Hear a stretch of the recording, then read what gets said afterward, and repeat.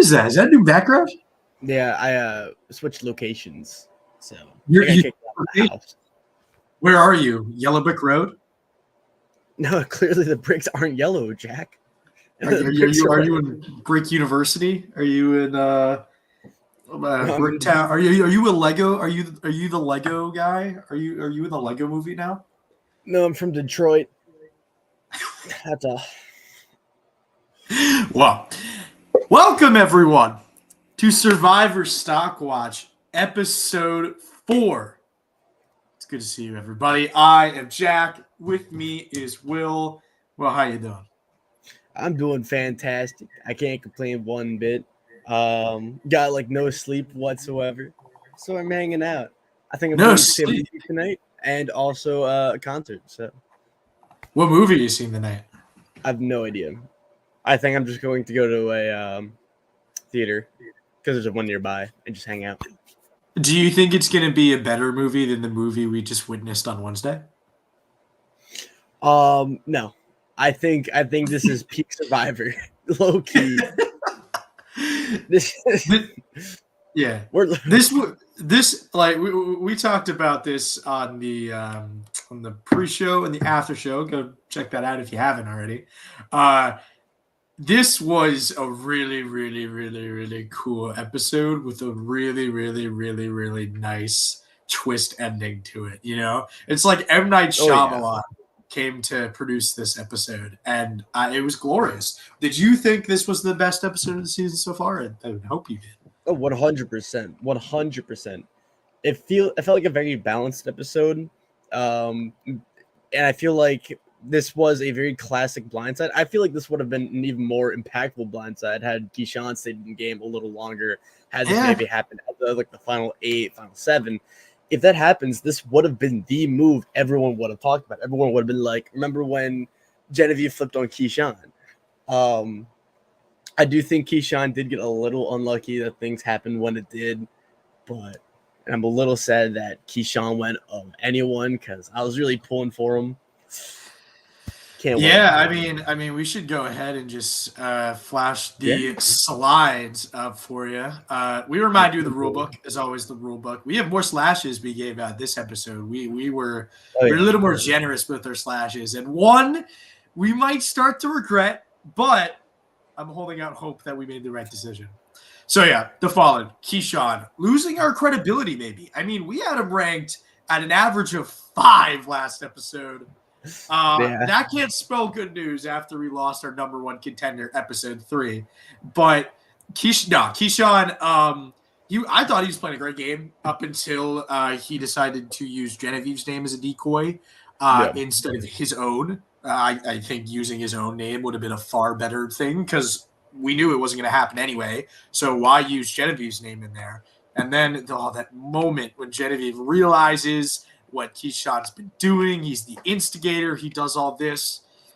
The cracks were there, like in very small, tiny little cracks. Being an instigator as a strategy can be problematic. That's not worked out for a lot of people who have played Survivor. And again, the whole name thing. In my opinion, if Keyshawn made the right move in terms of just using his own name as a decoy instead of Genevieve, I think he makes it deep. I think he makes it much, much farther than what he did, which is 15th. But I think another thing to keep in mind is that I'm not trying to defend ourselves while we're getting talked off the cliff here, but these rankings that we have are winner potential rankings. Yes. They're not placement.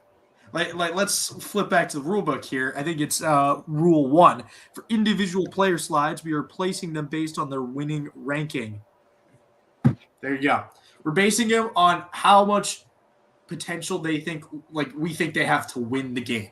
Yeah. And for 3 episodes, Keyshawn had enormous potential. AB, you're exactly right. Both him and Asia look like they have what it takes. Like they had all of the hallmarks. Yeah. And cooked. Like Jay says as well, it's a new era of editing and people are getting good edits early and go on, usually don't win. I think Jem and Mariah, 46, exactly. And so now we're starting to look at negativity in an even more positive light. That's Andy number one. He is the winner. Andy and Rome, final two. That's what the fans really want. You know, like Keyshawn and Mariah, I think had very similar edits in terms of like we had no reason why we had to listen to Keyshawn talk about his inability to swim unless he was an important player or if it was just a fun TV moment. I thought it helped Keyshawn's story. I thought it made him more rounded as a player, but no, it was just it was not just for nothing. No, he got. I mean, like we have those moments, and I think it's more of like flushing out the person rather than giving them potential winner potential. Because I think a theme that you're going to see as we get to the top contenders later in this episode is that we're starting to think about long term and how people are talking about the long term. I almost moved somebody up that was at a pretty similar place to the first three episodes compared to what I was thinking of putting him at this episode. Yeah. You probably already know who it is if you watch this show, but yeah. But Keyshawn, really cool player, really nice confessionals, really funny. Some great different positive moments in the first three episodes. Just got gemmed, to be quite frank. Got gemmed in a crazy, roundabout, really awesome TV way. Yep. Now we go to the hero of the episode, Saul, who we have decided to give a slash. We decided to give Saul the slash this episode. We were thinking about never mind. He already has the slash. What am I talking about? Average of 12. It shouldn't be 12. It should be 13 and a half. Whatever. He's still last. I said he's the Dom to Rome's Chris. I think Rome is a lot more alike to Chris Noble than Saul is more alike to Dom, but that doesn't mean that isn't what that is. This episode, Rome was the gnat in Saul's face, the bowl in the ring, and Saul had to just take and take and take. And God, I admire the fact that he was able, after all of that, to go, okay, you know what? I will vote out Keyshawn. That took, I don't know how much will, strength, discipline, but he did it. And hey, to him. So the only silver lining with Saul is the new meta in terms of how they edit, and that is the confessional and episode thing. I am a hardcore truther of that, and Saul has gotten that.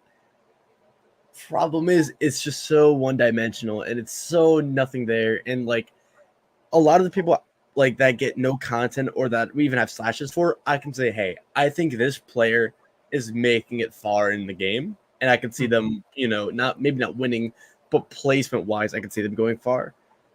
I don't really see Saul going far because I think Genevieve is now completely locked in with Rome, and that just leaves Saul and Teeny. And I don't think they had the best relationship or connection in the first place. Especially since Teeny voted Saul. I mean, we saw that earlier in the episode. And so I think, maybe if Saul connects up with Genevieve and Rome, but I honestly think if they go back to Tribal Council again, I think Saul goes. I just think they don't go back to Tribal Council again. I think Lava wins the next challenge. Ooh, it doesn't lose anyone else. You don't think there's going to be another one of those godforsaken puzzles that they're just not good at? Yeah, what was up with that? Oh, yeah. No, we'll get to Rome and we'll talk about, well, I mean, we have to talk about a lot, but we'll talk about the puzzle. Dear God, that was a travesty. And Saul was there. Like, Saul was like, wrong piece, wrong piece, wrong piece. So many times. Like, Saul obviously had some kind of conception of what to do for that challenge, and Rome just sat on his butt. And I think that's the problem with Saul. And in terms of a pure gameplay perspective, why we don't think Saul's going to win or really make it far is because people are not listening to him, right? Yeah. Like in terms of the gameplay thing, people don't really listen to his opinions. It's whatever happens comes his way. If he survives, great. If he doesn't, that's just how it is. He has no agency right at that moment. A couple things here before we move on. First confessional was an intro confessional. Yeah, exactly. Like his first confessional was an intro. It wasn't an intro. It was about Rome looking for the idol. Like again, we'll talk about this later. It's about the long term. It's about how you're talking about your strategy for the game and how you're kind of translating that to what you want out of the season. And then if there's a swap soon, Lava will all go separate ways. I mean, yeah, I wouldn't be surprised. I mean, like, it's what, 14 left now? Yeah. Yeah, it's 14 left already? Oh, my God. We're going through the season quick. 2 tribes is 7, right? I mean, Lava is going all across the map, unless they're all together and they somehow decide to stick together. But What? What do you mean? Like, if there's 2 tribes, then Lava. Yeah, and then they somehow all get swapped onto the same tribe. Well, yeah. Yeah. Okay, yeah. No, I know what you mean now. I was just thinking like they were all getting placed on different tribes, like a 3-tribe. No. I was like, what? I don't think that would be possible. But yeah, no, they'd all split apart. Yeah, and I think being so fractured going into the merge, maybe I'm just biased because I saw Survivor Token Chains in like 3 days, so I know a thing or two about fracturing tribes. But I feel like that's not good for anyone's longevity. And I think honestly what's going to happen is I think Lavo either does not go back to tribal council or they get swapped or whatever. And I think Saul might be the emergatory boot. It's either him or someone else. Okay. But I still have faith in the other person having winner potential. For me, I don't want to break out the I don't want to break out the video just at the clip, but we'll break it out in a second. I don't think it's that much of a. I don't think we need to pull. It's plausible. It has legs. You just shouted out the Token Sheens, the little rewatch we did. If you want to see the interview with Coach, check out that Patreon. You can get it. Like you can do the 3-month, you can do the $5 a month. You just get a free trial. You get a free trial, 7 days, knock it out. Go watch the interview. It was really, really good. I wouldn't say maybe life-changing as Randy did. It was definitely very inspirational. But regardless, it was a great interview. Go check it out. I love the interview with New Man. All right. Tiana is next. We got a little bit of her commenting on Sue this episode, and that was it. And like I wrote hanging by a thread. I mean, it's just like she still gets stuff, and there's still a confessional, I think, every episode. No. From Tiana. No, not episode 3, right? She didn't get one episode 3. It's not one in episode 3. And that's why I kind of like I don't go against your slashes here, but I kind of ruled her out entirely. Like she's one step above Soul. I have everyone else higher. I think the only reason why I don't give her a slash this episode is because she was the one talking about Sue when they came up on her trying to find the idol instead of Caroline. If Caroline was talking about it, Tiana would be gone. But it was Tiana. And so, funny moment, right? More on Sue for the comedy of that. But I think this more speaks to how Tiana's just kind of willing to... I don't know. Because Tiana's comment is not, Sue was looking for the idol. It's, Sue's going to murder me. I'm terrified. Did she kill somebody? She got the machete. Yeah. She got like a red streak on her chin. Like she could have hurt somebody out here, which I thought was funny. But that was the only moment. And it's like no confessional episode 3. The only reason why she's still here is because of her getting it instead of Caroline. Caroline got stuff later in the episode, which keeps her where she is. But still, like it's just barely. Next episode, if it's not substantial in any way, if there's no themes, out the door for me. Watch her get voted out. She gets voted out. I mean, there we go, right? Okay. Dear God. So you may be wondering, right? Last season, I think there was a whole debate off of it, right? That we had where it was like we shouldn't rank the slash players above players that don't have a slash. Doing our rankings differently this season, right? With the averages, that's the thing we're kind of ranking on here. But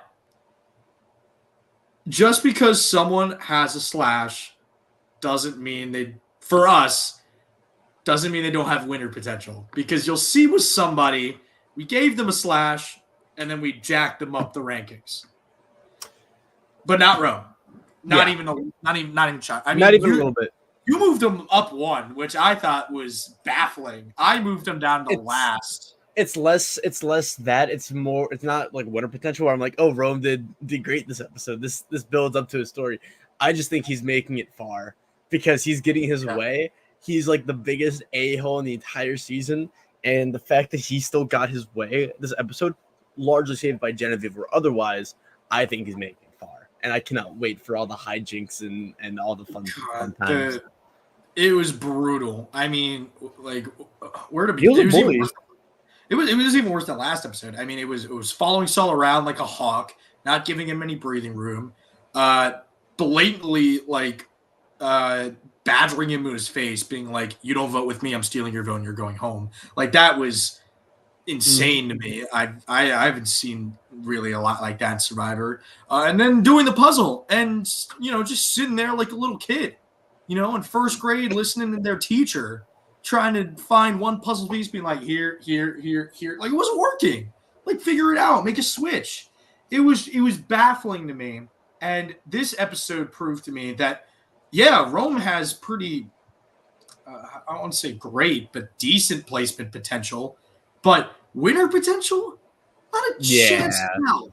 Not a chance in hell. Like, I'm like, Abraham and I talked pre-show and after show. Again, watch that. Rome says Rome's a great person. I'm like, cool, yeah, I 100% believe that. But it's like this season, like you'll see the Edric strip I have. I think, Will, you have like one different, but it's all over the top negative. Like that is Nyanka terms of over the top negative. If we want to really flash it back, it is baffling. And Jay slaying the dragon as always. Rome wasn't built in the day, but it can be destroyed in a day. He can't be destroyed in a day, dog. They're trying. They're not voting him out, dog. I know. Like if he, there's no chance he wins. But placement wise, I mean, I could see it. I could see Mergatory. I could see Midburge. I could see maybe a little bit deeper than that. Maybe like he's the season villain though, by landslides, and probably New Era villain. Like he's one of the top New Era villains already. Like that. Like we've had Q, and then no one like Shan really, and Ricard. Like Ricard, maybe Shan. Nobody else. Like Marianne. Marianne. No, wait, no. Gio, maybe. Rome's the biggest New Era. Rocktroy. It was Rocktroy. That's what I'm thinking of. We're moving on. Kyle ghosted this episode. Not a thing. He gets a slash. I mean, there was no. If there were any chance to him winning, there would be something this episode from him, and we got really nothing except him talking to Sue about her age. Like, that's it. Like, if we want someone to be a winner contender in an episode where they're not necessarily directly involved in what's going on, they have to have some kind of thing going on. Kyle had nothing. Kyle didn't even have a sliver of that. And so to me, Kyle is out, slashed, ghost, 11.5 average. Not a lot of breathing room for him. I mean, I'd sure like to see him get more, but winner potential wise, not a chance. Nope. Placement. Not even placement. Yeah.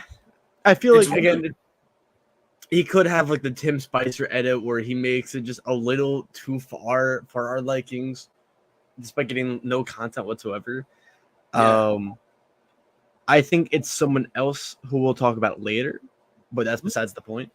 I just think Kyle, like, he's trying to make the right moves and no one's listening to him then, and then now he's getting nothing. And so it's either he has the biggest underdog story and they want to build that up and they can't really build, the struggle because the blue tribe's not losing, or Kyle just goes home in like the next two episodes. Exactly. There has to be some, like, if we're trying to do a redemption story for Kyle, right? If there's like a Yeah. little meat on that bone, no offense to Kyle, because as Jay says, the secret team about eating meat was cut.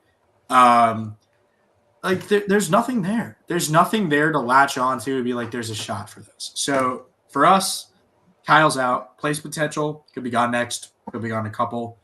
If it was an underdog story, we'd certainly be seeing it this episode. Yeah. However, this is what I said when I said someone who slashed is moving up. I originally picked Genevieve as my winner contender, so this was a big win for me. Survivor Sherlock, I think, is a really cool name. I think it's a really fun name to have, and I'm calling Genevieve Survivor Sherlock. She is the detective in this case, figuring out who the real murderer is. Murder on the Orient Express. It's being solved. Sherlock Holmes and Watson teaming up. Genevieve Spradlin Wolf. She's winning the season. Yeah, listen. Yeah. Here's the thing, right? We gave her a slash for a reason. She didn't have a confessional in episode 2, didn't she? I don't think she did. Nope. Yeah. Nothing in episode 2. That is a big reason. And beyond that, a lot of this is pretty situational. Like last episode, she had some pretty decent stuff about Tribal, but it was a little bit too surface level. This episode, she's obviously credited with making the move against Keyshawn, which, again, props. That was awesome. But it's, again, to me, it's moving up in terms of potential, but we gave her a slash because there isn't really a lot of true substance there. I think longevity is great. I think longevity is incredibly high. But I think winner potential, again, slashed already, not repealing that.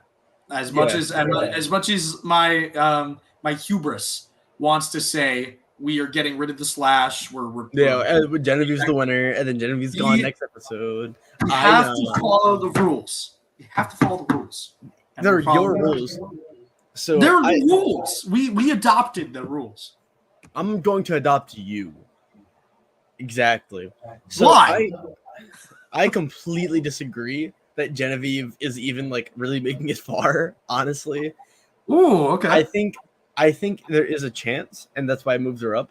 And I really want to buy into like Genevieve is like this, mastermind winner theory, because I think that'd be fantastic and hilarious having her like run the game, because this whole casting is a bunch of goofballs. I want the Genevieve winner arc more than anyone else.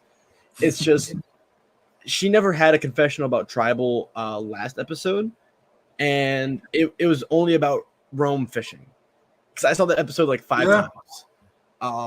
So that's my episode that I know, and it was just about Rome. I feel like her episode 1, she got like 2 confessionals, and I think one was about like just we're on the beach, and the other one was about Rome. And her decision to vote out Keyshawn, I think, was a breakout episode. I think this was the best episode for someone like Genevieve to have. It's just a little too late, and there was never a build-up. And I feel like a casual fan who's just watching the episodes week to week, not doing anything, not looking on the internet, I think they don't know who Genevieve is, and they're probably very confused after the last episode. Because Keyshawn was built up, but Genevieve wasn't, Exactly. Like Keyshawn had, like you'll see in the Edgic, at least mine, visibility 1, visibility 2, visibility 3. It's like, okay, they're building up. They're giving him more and more. Genevieve didn't really have a lot of buildup. If we saw something in episode 2, it was like, my strategy is to if anyone throws out my name in any capacity, I want to go after them. If anyone treats me like I'm second fiddle, I'll go after them. And then like some kind of like in-game like conversation about that, something like that, right? If there was something to build up this blindside, Genevieve wouldn't have the slash. Like Genevieve, like straight up, Genevieve wouldn't have the slash. We wouldn't have given it to her in episode 3 if she had that episode 2. But instead it was nothing. And so we got some pretty decent takes here. Genevieve, welcome, Dark Tone. Good to see you. Genevieve is basically guaranteed herself past her original tribe with how the dynamics are now set up, but she will definitely get sniped to the fake bird tribals, if not early merge at most. I like that. I think that's a fair take. Yeah. If Saul or Rome, right, or Teeny even, one of them's like, yeah, Genevieve made that crazy move on Keyshawn. Yeah. There she goes, right? There she goes. It is a great move. Don't get me wrong. It's one of the best pre-merge moves of the new era, in my opinion. 100%. One of the best setups I've ever seen. Yeah, no, that was like late merge level storytelling. Like that was like it had like callbacks to like the Shan boot, the Kelly blindside, which I think is still one of the best edited episodes. Kelly blindside is definitely the best. Yeah. Like shout out to the Kelly blindside as much as I hated that. Like it felt like such a perfect episode. It's just again, I'm thinking about the fact that she honestly is not navigating her threat level very well, because I feel like Teeny would bounce on that. I think Saul would capitalize off of that. That, along with her also being really close with Rome, because I do not think Rome is going to slow down at merge. I think he makes merge. Not at all. No. And I think they are going to be the biggest targets going into the merge. And so I think that's also why I just do not see the longevity whatsoever. If there's another journey, or if there's just like at the merge, just Saul and Teeny going around saying, hey, Genevieve kind of, took the wheel of that one. Can we do something about this?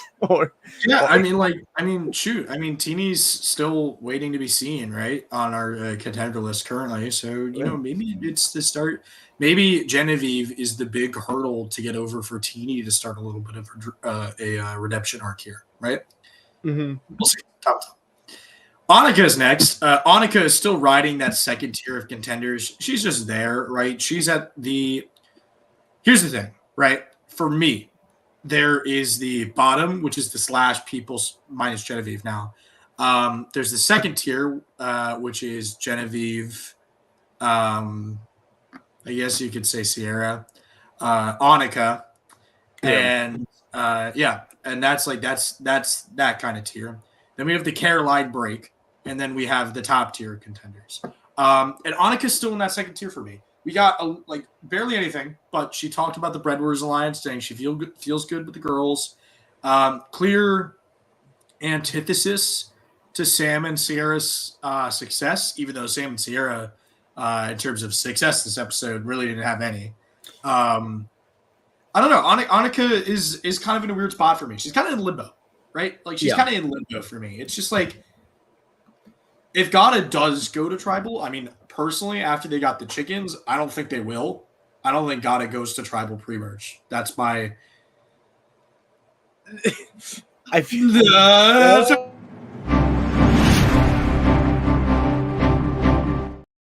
oh my god! That's my crack my theory. I think they go next. No, I don't think Gata. I mean, they just won 3 chickens, right? Like, true. Here's a strategy with that, right? Like they just won 3 chickens on that tribe. Eat them all right before a challenge. Well, I mean, they certainly could, right? But if they have been winning comfortably the past couple episodes, right? So eat the eggs. Don't eat any of the chickens. You lose a reward, let's say, right? You lose a reward. Eat one of the chickens. Get that extra edge. Win the immunity challenge, right? They have that advantage now. And to me, that screams they're not going to lose. And so Annika, at least in my eyes, is going to be riding in limbo a lot. And even then, Jay thinks Rachel's going to be voted off if Gata goes to tribal. I don't think Gata goes to tribal. That's my theory. I don't think Gata goes to a pre-merge tribal because I think they have that advantage. And so I'm worried about Annika, because when they don't go to tribal, they don't have anything. And Annika is one of the biggest subjects of that. Yeah. I don't think Rachel goes, just because I just think back to the beef Sam and Annika had. I think that is very important. The fact that they showed that, I think there is a payoff somewhere. I think Gata goes to tribal either next or afterwards. I think it's Tuco and Gata. I just don't know the order. I think maybe merge after, right? Is that or is it just one more challenge? 13, so Right? really there should be only one round left before merge. All right. Then I don't know what I'm saying then. But either way, I think Lava's winning. But I just think that someone's going very soon. I think the payoff is coming. I think Annika has the lowest placement potential. I think out of all the contenders still left in the game, I think she has very little winner potential because I feel like there would be more. I feel like her edit is just a little too negative. And I think that this episode wasn't what I needed. I'm not too close to giving her a slash yet, but it's not looking good. And she's the bottom of that second level. Yeah. I mean, truthfully, we still have what? We still have Tiana. We could give a slash to. Yeah, I kind of already gave one of my books. Yeah, we still you have a slash for Tiana in your books. Tiana can still get a slash. And like Annika is next, but I think she's got at least another episode if she doesn't go home next episode to build that up. If we don't see that, then yeah. I mean, it's going to come to that point where decisions are going to be made. Justice will be served. We go to Sierra. Oh, hello. Sorry, I didn't mean to show that, even though, Jay, your comments are glorious. Yes. Sure looks like a married couple with Sierra and Sam arguing. Retrospective for me. I put the spoiler alert, right? I put them as toneless for the Edgic. I retrospectively and retroactively will put them as negative, both Sierra and Sam. Sierra as well? Yeah, because I think the whole argument and all of that, like it's the general, it's like the little bit of combustion that we saw this episode for both of them that makes me think they each get a negative for it. Sierra does move up, though. I mean, she's getting more substance. This is exactly what we kind of thought she should get in terms of, like, she is now normally in the middle, right? She's normally in the middle of the tribe. She's got the girls on one side, the breadwinners. Got Sam and Andy on the other. There was doubt sowed this episode. There's doubt sowed. There was the argument between Sam and Sierra. There was Sierra not really sure if she could trust Andy because of his clumsiness. And there was Sierra strengthening bonds with the girls.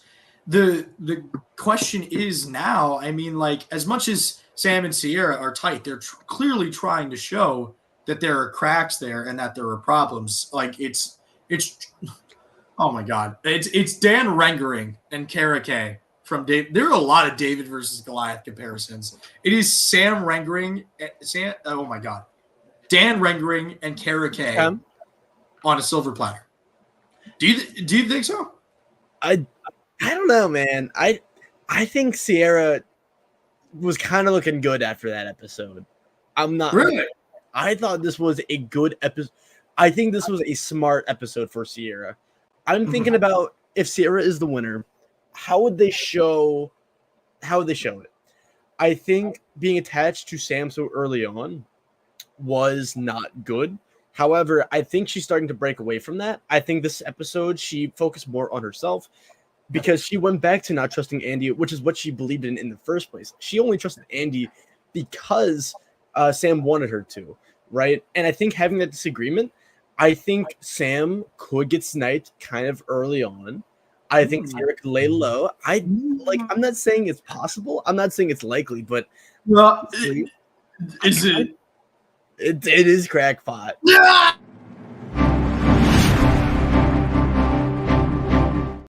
Honestly, I have her at the top of that second level. I think this was a great episode, and I also think she's been getting content every episode. Yeah, she has.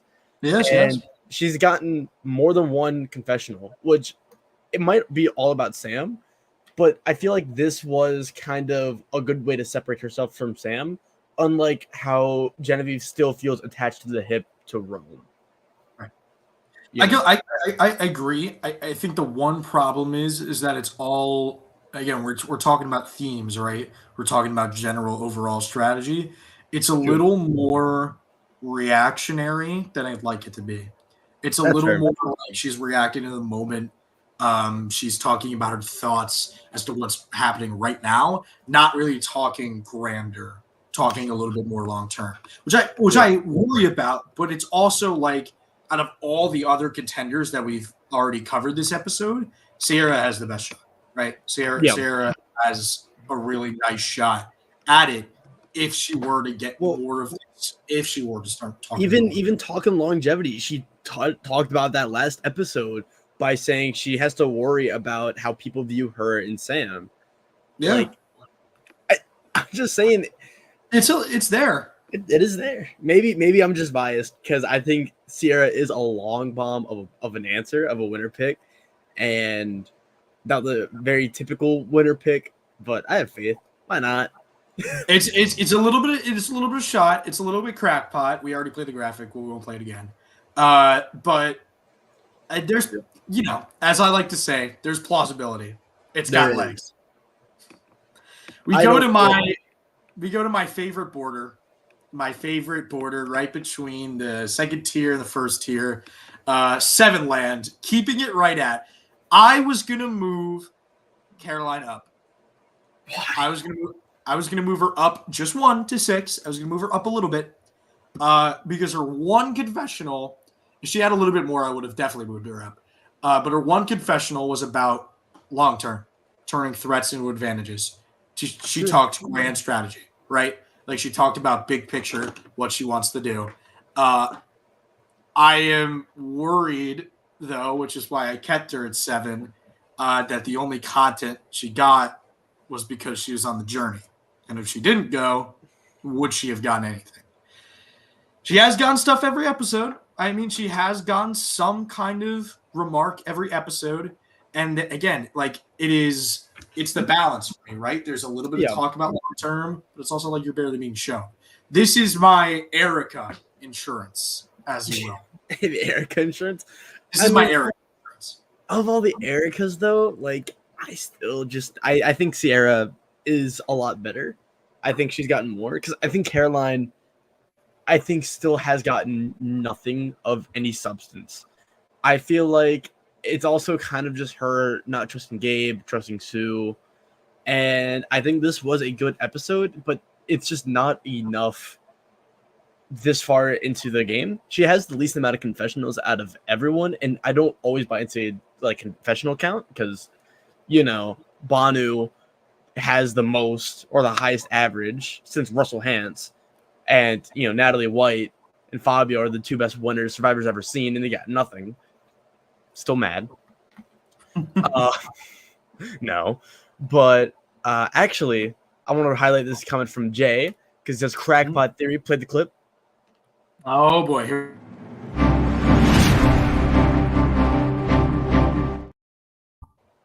But Jay says he feels like Caroline will get targeted because of the Amulet Idol, and Andy and Tina will vote her out to strengthen it. I could also see that. It doesn't strengthen it, though. That's the problem. The Amulet, not strengthen it. It's less people deciding is what. Yeah, and that technically makes it stronger if you think about it. But in a way. Or just like the cat will get out of the bag. I just feel like Caroline could get the brunt of the blame. Like, they're like, Caroline has this and the other thing, and Andy and Teeny just being like, whoops. My bad. Yeah. Yeah. And I feel like Teeny too could twist it around and be like, Caroline really wanted me to take it, thinking I'd be fine. I needed my vote. I lost my vote. And this is all your fault. I feel like it's just not a lot there. And I still don't buy having her at 7. Look, there is not enough to move her down, and there's enough to move her down, but there's also enough to move her up, and that's why she's staying right there. It is like the perfect border, and it's also Erica insurance for me. Like, it's like, just I don't see it, dog. Just give me this. Just give me this. Okay, I'll give you this. I'll give you that. All right, We're going to take a quick break. We're going to play an ad of someone who, correct me if I'm wrong here, Will, but I'm pretty sure he's going to be on our show. Wait, who? Jeff Probst? Jeff Probst? Wow, Jeff Probst. That would be fun. No, Todd. Oh my God! I'm not sure. I'm not sure, but I'm pretty sure we're gonna have Todd Herzog on our show. So it'd be pretty bad if he didn't play his ad. So we're playing his ad. What's up, guys? I'm Todd Herzog, the winner of Survivor China, and I am here with Survivor Now podcast, the best source for Survivor information, to show off what I do for a living. So I make custom Funko Pops. If you haven't seen or heard, you can check it out on Instagram at Todd's Pop Shop, or you can message me, toddspopshop@gmail.com, to order your own. And if you mention this podcast, you will get $10 off and a free torch. So it's pretty freaking awesome. I'm going to show you a few right now. We've got Troyzan here, Phil from The Amazing Race, JLP, host of Australian Survivor, and look, little Charlie. Anybody you could possibly imagine or want yourself playing an LRG or an ORG, or just with your loved one or family or pets or anything like that, shoot me a message. I'm happy to make it. You also have the chance to win a free custom pop if you sign up for Survivor Now Podcast Fantasy League. So it's pretty awesome. And it's fun. Like, who doesn't want to be a part of that? So yeah, hit me up, get your custom pops. It's great holiday gifts, great birthday gifts. We got a new season of Survivor right around the corner. I'm excited. I'm sure you're excited. Let's get this going. Boom. Love it. Yeah, I'm pretty sure. Don't call it certain. Pretty sure we're gonna have Todd on our show. And we just learned today that we're gonna have someone else that we've been wanting for a while on our show. Oh yeah. Is going to be on our show. We're not going to say it yet. We're not saying it, but the most Survivor StockWatch guest we could get. It's the most ideal StockWatch we could get. Ideal. Yeah. All right. Because yeah, I mean, duh. All right, Sam. Volatility starting the show. We saw even more cracks this episode. I mean, the George Costanza line, that was a funny little bit, but there are problems, there's cracks, there's things going wrong. The thing is, the reason why he doesn't move out of the top contenders, I mean, obviously the volume of content, the wealth of content he's gotten, right? But it's also negativity. Yeah. Again, the biggest thing for us in the new era that we've learned, right? We have done this for 4 seasons now. We have started to figure out that the right amount of negativity and the right amount of grand theme storytelling, those are 2 things that go hand in hand with a new era winner. There needs to be problems. There needs to be negativity in a new era winner to make it matter. And Sam, you want to talk about a negative episode? Here it is. Getting jealous. This was a bad episode. It was pretty bad. Not even chaotic. It was just a bad, I was like, oh, he's getting ranked lower. And then he did some more, he argued with Sierra, and I'm like, oh. He went from 5 to 6. Yeah. But, yeah, no. I think this could mean a few things. This could be the pre-merge hurdle that Sam goes through, and then he wins the game, which I doubt. But it's there. It's not a crackpot. This could be the start of a downfall for Sam, where Sam, maybe picks up more negativity. Maybe Gata doesn't lose a challenge. Maybe they do make it to the merge all intact. Maybe they are fractured. Maybe Andy links up with Teeny and they make a pair with Tuku people. Maybe.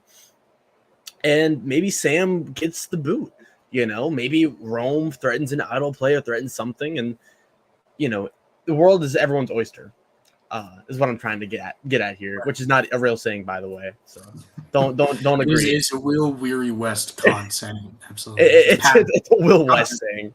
Trademark. But yeah, no, Jay, I 120% agree that Sam could be the new Tevin or Drew. I think that is very likely.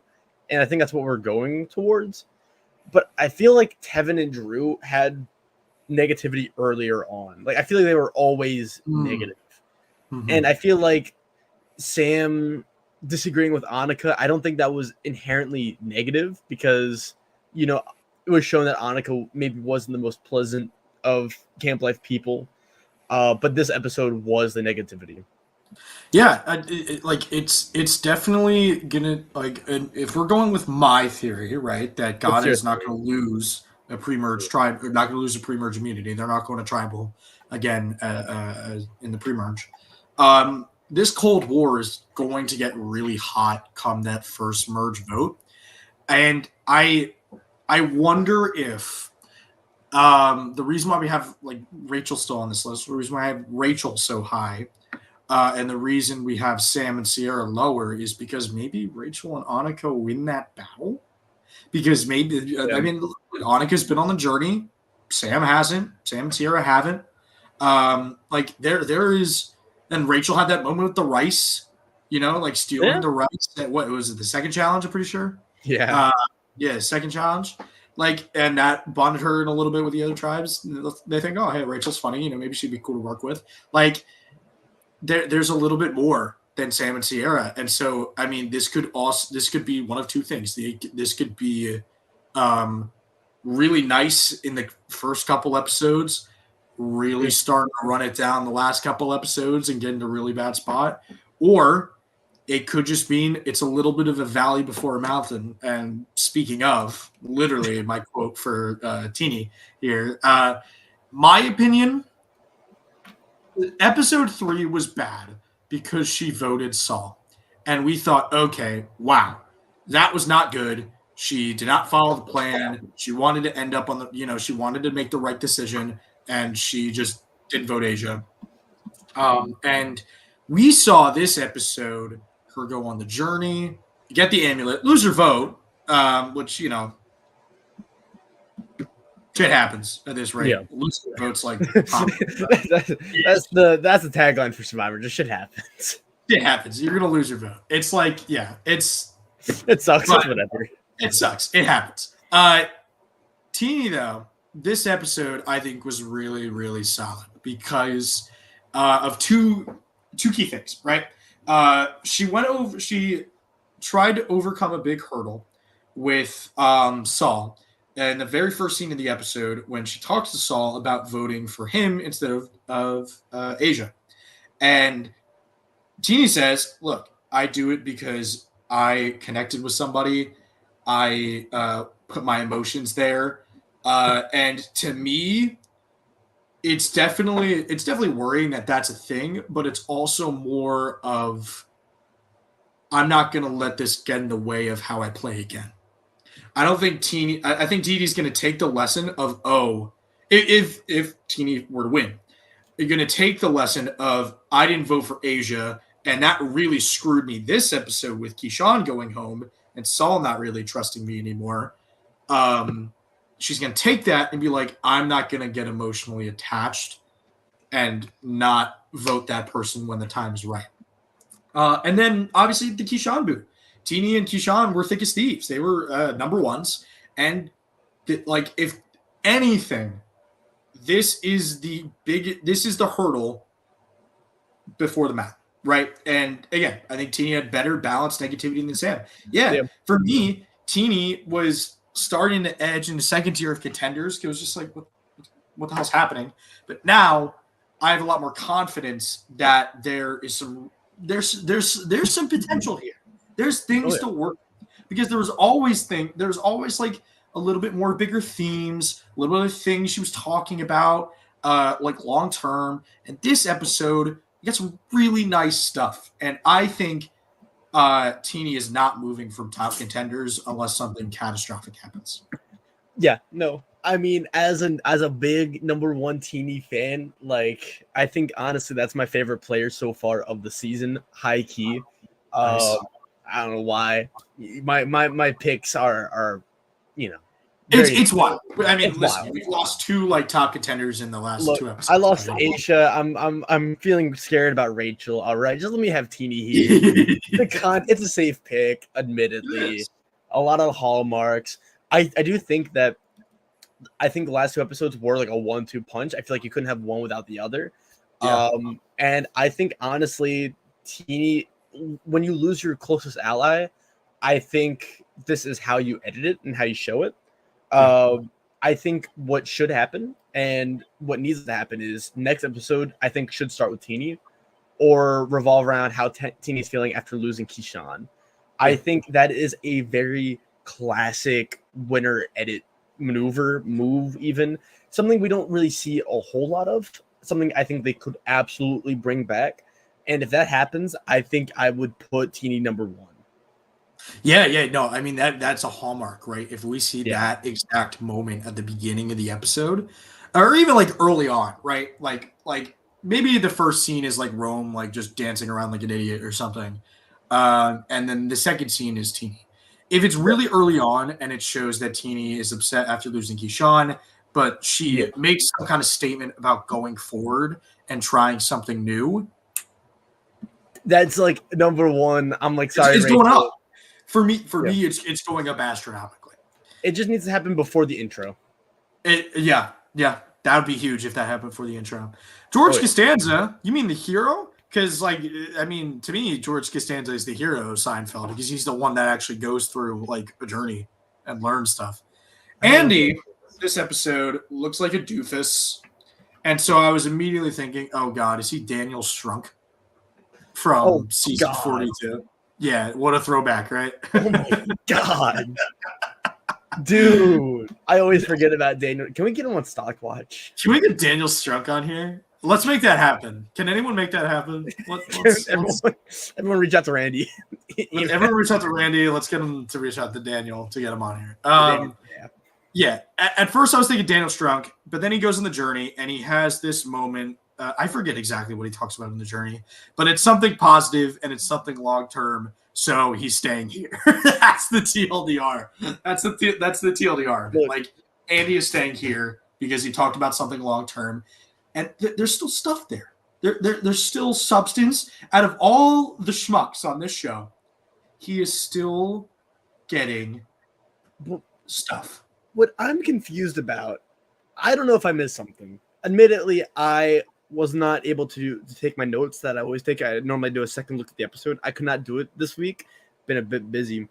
But like, I remember last episode, Andy gave Sierra the shot in the dark, and Sierra was like, this was a great move from Andy. I trust Andy now more. This episode, it's about Andy giving up the shot in the dark, and that made him look like a doofus. And I don't understand. Like, I feel like that was kind of outside of Andy's control because I think Andy was smart in like offering up his shot in the dark, because when you're such an erratic player, it's kind of like chopping your arm off and saying, hey, I cannot do anything now. Like I'm on board. So it's like, I get there's negativity there. I get he's like kind of the butt of a lot of jokes there. I just don't know why and what he did. And I'm not saying that's like an underdog, but I think Andy's going to be a big underdog. I can see him being like the hero of the season. You know, I can see that arc. I could see that heel turn. Like, well, but not only that, but there's actual legs for this to stand on. As I like to say, there's legs to stand on. That's going to be one of my quotes, isn't it? That's gonna be that is your quote. Yeah, I mean, I say that like every episode now. Go to your tombstone and you'll see that. There's no legs to stand on anymore. When that's going to be on my grave. Can we get a live video drum kit, like a live band? We do the next show like in real life, and they play music for us in the background. I'm down. Let's get it done. Yeah, Smoke on keys. Let's lock it in. Andy goes on the journey.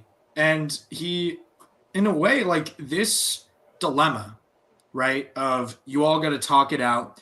If one of you can't give up your votes, you all lose your vote. Like Teeny was upset that didn't work out, and maybe also flashback to Teeny, maybe a reason to take out Andy and Caroline. But at the same time, Andy is shown making like actual strides to talk with them and give them information, and he's like, hey, I'm on the bottom. Now I remember what he says. He says, it is so much better for somebody it's so much better for somebody to look like they're on the bottom and somebody that's easy to scoop up instead of somebody that's already got something. Because I'm sure Teeny and Caroline, when they heard Andy's being like, yeah, I'm on the bottom, they're like, oh, great. That's another ally we can swing up at the merge. That's a number for us. Especially Teeny after Keyshawn going home. 100%. I mean, if Teeny holds no grudges against that losing her vote kind of thing, I mean, Teeny and Andy could be that. Oh, my God, that'd be insane. That was the next duo. That'd be nuts to me. Gable Insurance looked good. Yeah. Gable Insurance looking good. I think this is a weird season. I do. I don't think this is like, I mean, D was like the number one contender for me after like 45 was his normal season. I mean, 45 was a slam dunk. We clocked that shit immediately. 44, we did pretty good. 44, we did pretty good. 46 was a little iffy, but like around episode like 7, we figured it out, and it was pretty good. I think I was pretty right on the money the entire time. You were pretty good at it. You were pretty good. You had Kenzie pretty clocked. Oh yeah, yeah. But this season's tough. This season is a different beast, in my opinion. They took some time. They think, how are we going to edit this differently? How are we going to make this different? And yeah, I think this is going to be a different beast. This is probably probably so far the toughest yet to kind of figure out, because we're still we don't really know. But I like it. It's a little bit challenging. It's like we're getting, in my opinion, we're getting a Gabler type season where it's not going to be like maybe it's not an out of the blue winner, but we're getting a Gabler-esque challenge of a winner.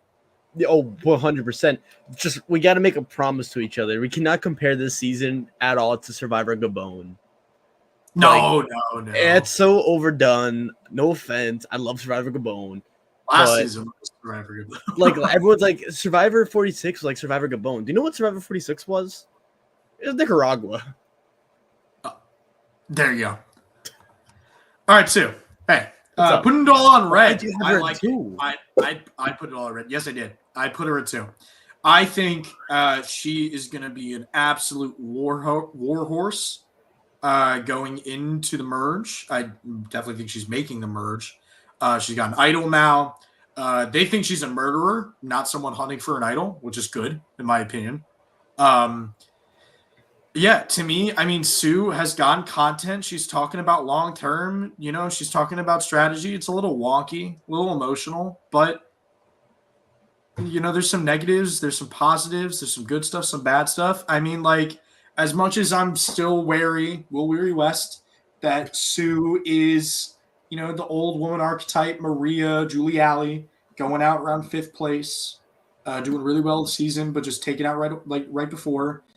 I can't deny that she's gotten stuff, and it's different. It's different than Julie and Maria. Maria got a little bit, but not a lot, and Julie got next to nothing early on in the season.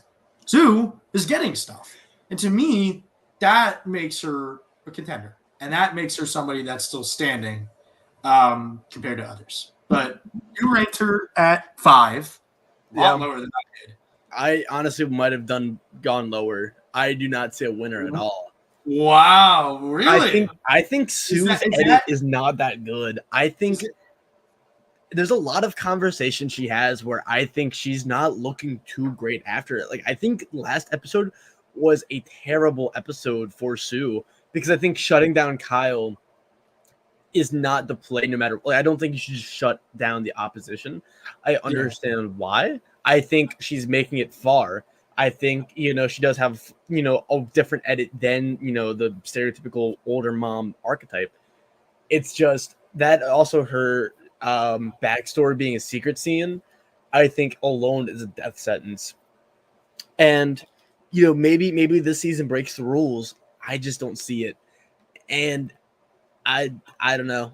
I can see with Jay, she's going to be a 5th place finisher. And, even the preseason interviews, though, I don't give a lot of stock to that because going back to, the preseason interviews we did with Coach. Give a lot of stock to that?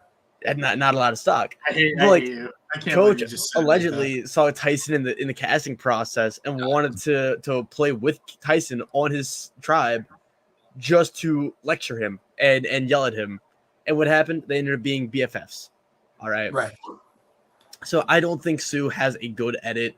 I mean, she's getting stuff. She's very visible, which I like because, I like her kind of shutting down gameplay and being a little sloppy. She's just a little too sloppy. And I think working with Gabe as well, I don't know how well that'll pan out because I do worry about Gabe's visibility management. Yeah, no, here's the thing for me, right? Like, this season's weird. This season's weird. I am like, the top contenders are all there, but they're shaky to me, and that's why they're all relatively the same for me.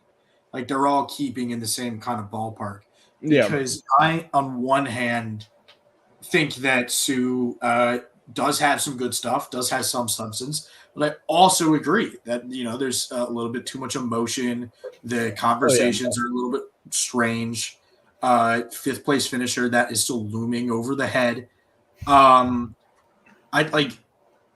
For me, it is like, this is the danger zone. All right. Top contender, you don't want to be there. You don't want to be a top contender right now because any moment you're gone. Yeah. Asia number 1, gone. Keyshawn, average of 5, gone. Right? Top contenders are losing it left and right. I just think that Sue, like, it's still content. It's still there. And we're reminded that Sue's got Gabe to lean on, which is why I still have Gabe at number 1. Even though that is also so shaky. We're still hearing from Rachel, though, right? Like, 100%. That's the thing. We're still hearing from her. We're still getting content more than Annika. We got 2 confessionals from Rachel and 1 from Annika this episode, I'm pretty sure. I'm not sure the exact numbers. But we got more from Rachel than from Annika. I moved her down because it moved Sue up, but she's still there, right? Like, there's got to be – wow. What? I said what? I said there's gotta be. That's this is why you watch Survivor StockWatch, guys, for zingers like that. Great puns here, ladies and gentlemen. What the hell? Aren't we your favorite Survivor Now podcast, ladies and gentlemen? I don't know why. I don't know how that. That's fine.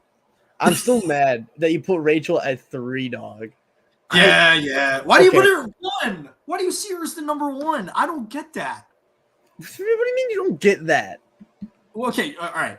Defend it like your lawyer in court. You are defending someone that is about to go on death row who did not commit the crime. So I think the vision I see right now, I feel like I just see a way of this game panning out where I think God are going to be like the underdogs. I think, honestly, a lot of attention early on is going to be on Lavo because of Rome and Genevieve. I think Tuku is also going to have some problems. I think if they win the next challenge, if they go there intact, I think Caroline and Gabe and Kyle already, I feel like, have guns pointing at each other. Mm-hmm. And so I think what's going to happen is if Gata loses again, I think Annika or Sam are going out. And I think Rachel's kind of being protected from all of that because the fact that we're still hearing from her every episode is important. My only fear is that we also got a lot of confessionals and screen time from Kelly from 45. And I could see Rachel having the very same trajectory of like early merge, front runner getting sniped, right? I just think we are due for a breakout episode. Don't give me weird faces. You have Genevieve at like number 8. And we know she's not winning the season. So why are you judging me for thinking that Rachel, who has a lot of hallmarks, being a good winner pick?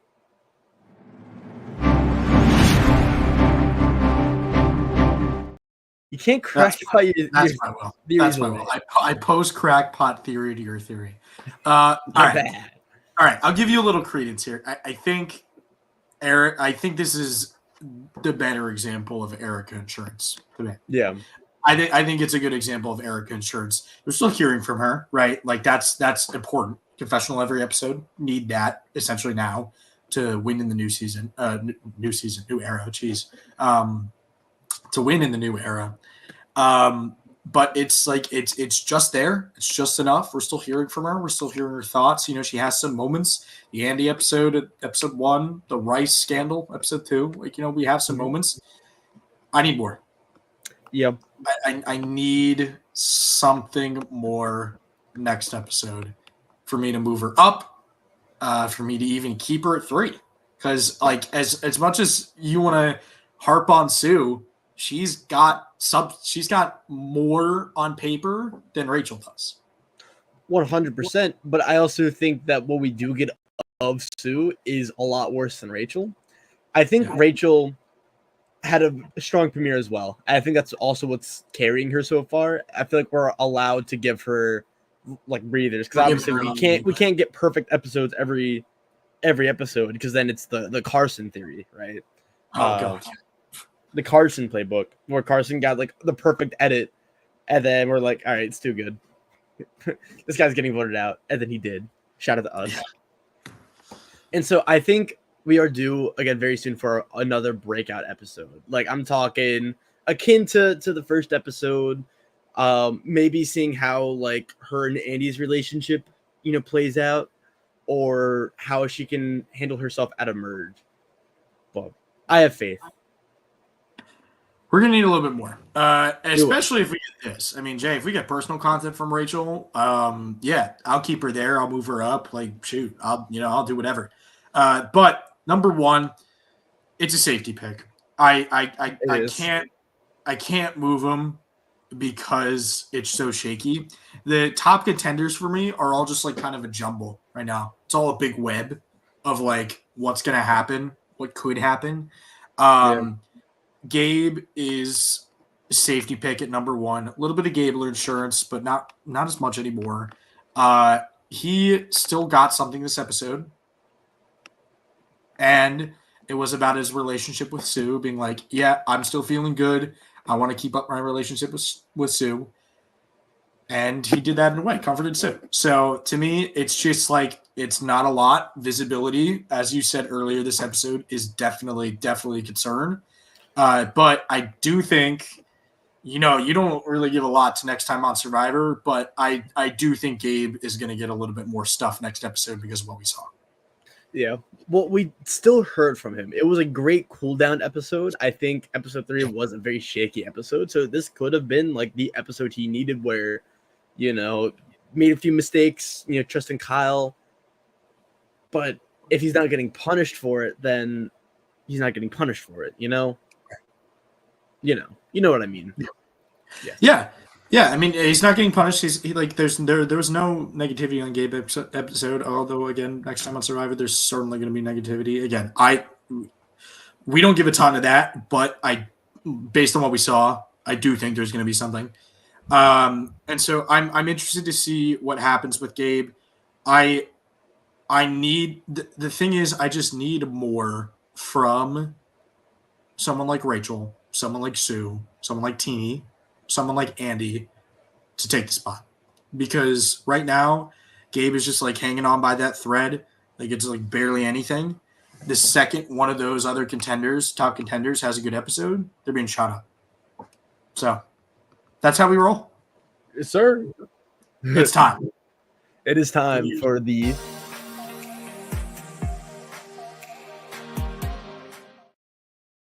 ta-da! There we are. All right, let's go over some shenanigans here. Let's see what we got. A lot of normal stuff. Like, I would have changed Sam and Sierra to negative. I understand though why you kept Sierra toneless. I think that's fair. Yeah. Honestly, I have no problems with that. Genevieve positive, no problems with that. Honestly, everything looks pretty good to me. Everything looks good. I think like we have a couple differences, but they make sense. Like I think Sue being negative makes sense. I do invisibles whenever someone gets no confessionals. Like that's just how I do them. I know that's not the correct way, but Oh no, I mean, there's no It's- correct way to do it. Everyone but, does yeah, it differently. Yeah, I does feel it like we agree mostly on like what people get. It's more of just the tones. I think Yeah. I was handing out more negatives. I think the biggest one is the difference between Saul positive and you toneless. I think Saul was clearly edited as the hero this episode, clearly seen as like the broken down. Genevieve had to reach out, True. like not seen. I can see mixed as well, but I don't think it was toneless. Yeah. And at least in my eyes, I think there's negativity from Rome and all of that and just being in that situation, but also positivity. So yeah, I think if I had to change something, that's the only thing. I also gave Tiana just an under the radar instead of middle of the road, just because yeah, it was just a confessional about Sue being bloody. it was pretty standard. Yeah, I agree. I you know what? I'm gonna change that right now. There we go. Wow. So you'll see the change next episode, everybody. Come see next episode of Survivor StockWatch. All right, well, Will, Jack.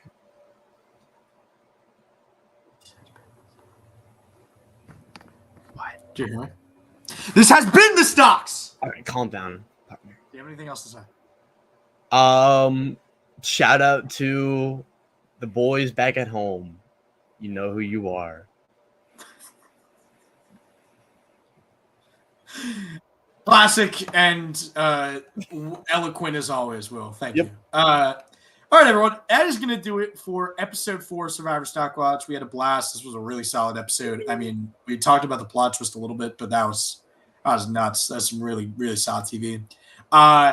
Tomorrow, got something for you. 3 p.m. EST. Matt, Ollie, Phil, and Josh Wilder are going to be reviewing the episode, going over their takes, doing all that fun stuff. We thank you all for coming to see this episode of Survivor StockWatch. We truly appreciate your patronage, your time, your viewership, and your care. And we will see you. Wait, hold on, Jack. What? Does Teeny being Adam from MGX there still hold Bye, water? everybody.